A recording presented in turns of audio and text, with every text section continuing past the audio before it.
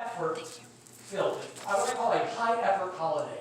We have a lot of holidays. There are some secular and some non-secular holidays, and I think they kind of break up into three different categories. We have what I call the low effort.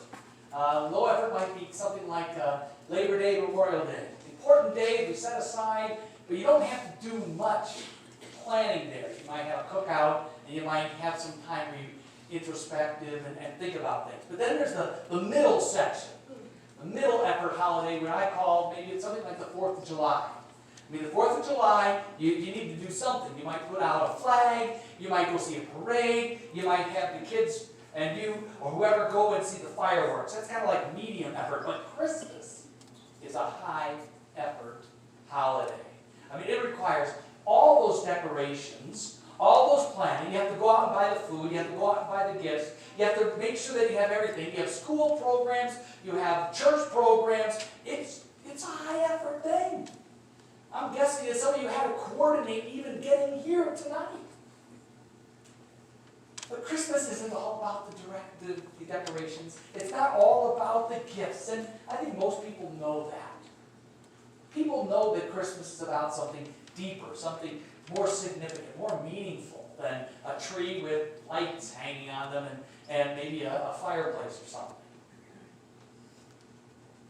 What's it all about? Well, you hear about it every year. You hear it's about kindness and charity. It's about love, generosity, and compassion. That's what it's about. But if that's the only thing that it's about, then you might already know this.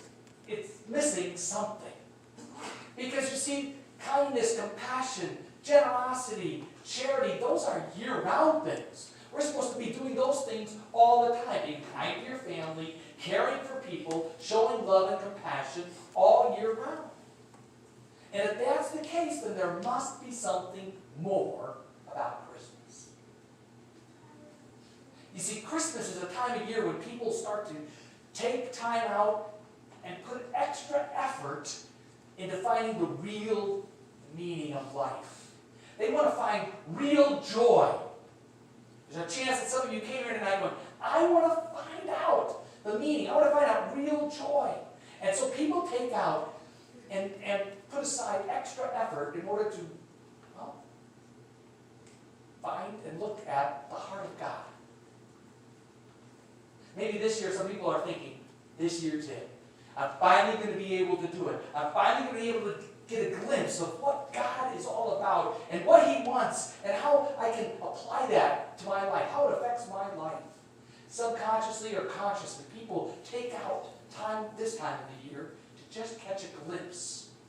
Just catch a glimpse of it. Imagine the world in which Jesus was born. Imagine what Mary saw. A world was very busy. Most people were traveling to and from. They had to travel to where they were, their hometown, to be registered so they could be taxed by Caesar. And Mary was one of those people. So, through the hustle and bustle, she's going there, she's busy, there's travelers. Mary and Joseph, they're going to go there. And it was so busy that they couldn't even spend the night at the inn. They had to find a place, and it was in a stable. And that's where Mary gives birth to Jesus. But no one really notices them. They're not really caring. It's not that they're not interested about God. It's just that most people, a poor couple spending a night at a stable and maybe having a baby has nothing to do with God. The world hasn't changed that much, has it? There's still the hustle and bustle. There's still busyness going on. And does that mean that people aren't interested in God? No, of course not. I mean, the books are selling off the racks for spiritual identity, trying to find out more and more the deep, dark heart of who God is. I think that's one of the reasons why there's so many religions today. People are speculating, trying to guess, what is the heart of God? There's a growing number of interest. It's always growing in spirituality. Millions of books are being sold, and I'm sure that millions of them are going to be wrapped and put underneath Christmas trees this season. But no matter how busy we are, people people long to be what? Touched by an angel? They long to have this glimpse to the heart of God. And for the most, the search is unsuccessful. I mean, they try, and try as they might, they come up empty. The latest religion was okay, but then it got confusing. The spiritual book was interesting, but then it really didn't answer the questions that I had. It was confusing. TV shows, they're nice, they're heartwarming. They just seem to miss the mark, or they don't last. Or maybe you're just disappointed in them. Perhaps it's because where we're looking for God is not the right place to find Him. So this evening, I want you to walk with me to the stable. I want you to walk and stand beside Mary tonight and see what she sees. And what does Mary see when she looks down in the manger at that baby? Yeah, she sees a baby, but she sees more. She remembers the promises of God. She remembers and she recalls those promises, and she stares at that face, and she realizes she's staring into the heart of God. The shepherds arrive. They come and they gather around and they tell Mary and anybody who's going to hear what the angels had said to them. They crowd around the manger and they gaze into the face of the baby. And no sooner do they gaze into the face of the baby than they realize they're gazing and they're seeing the heart and soul of God. The shepherds leave. Mary, who has taken all this in, ponders it in her heart.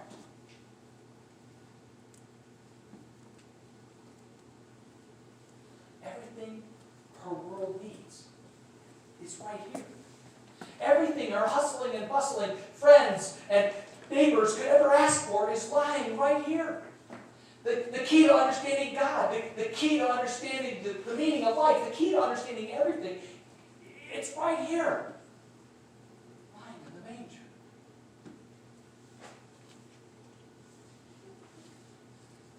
And Mary, she lifts the baby. She lifts the baby out of the manger. And she looks at the face. And she hands him to you. And you take the baby, and you stand there awkwardly, holding this baby, but holding the Son of God in your arms. And in your arms, you have what everyone in America needs, what everyone in the world is looking for. While the rest of the world hustles and bustles and runs to one spiritual guru to another, or channel surfs from one Christmas show to another, while the rest of the world reads spiritual novels and things like that and sings about chestnuts and snowflakes, there you are. Quiet, in the quiet of the night, away from the hustle and the bustle, and you're looking at the face of this child, and you're looking at God Himself.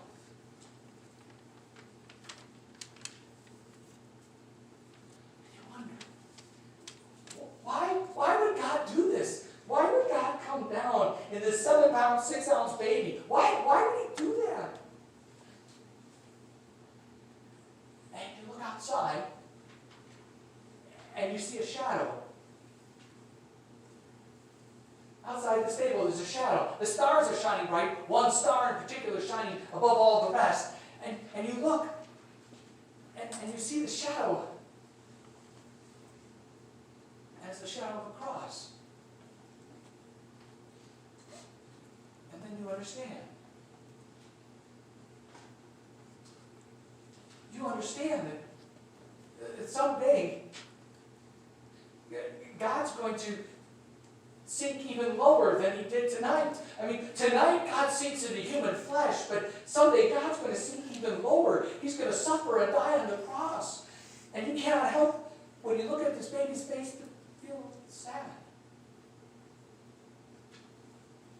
But then, you cannot but help to feel that because you know that after this child dies on the cross, this child will rise from the dead.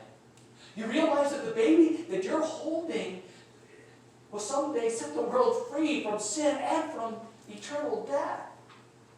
And then you can't help but smile. Because you know that it's because of this baby that all the mistakes you've ever committed in your life, all of them have been taken away. It's because of this baby that God's love has come to you. And he offers himself to you. And so you give Mary back the baby, and she lays him in the stable. But before you walk away from the stable, you take one last look.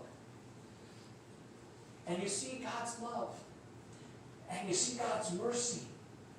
And you see God's forgiveness. And you see his wisdom. In a baby.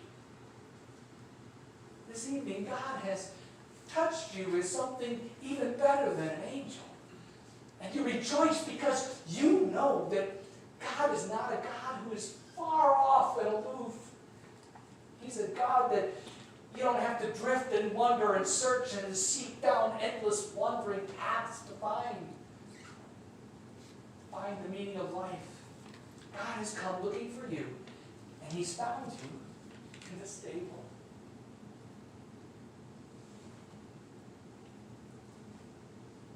As you walk away this evening, ponder these things in your heart. Enjoy the holidays. Enjoy the hustle and the bustle. And you know why you can enjoy that? Because you now know something. You know that there is no deep meaning in those things. The gifts, the gatherings, they are simply blessings for us to enjoy. And so we enjoy these things, and we rejoice because we know that apart from those things, we have been found by God. We have meaning and purpose and joy. We've held the baby Jesus in our arms. We've looked into the face of Christ. We've seen the heart of God. On this holy night, may you see anew the gift of grace and mercy and peace from God our Father and our Lord Jesus Christ. On this holy night, may the room in your hearts be filled with meaning, purpose, and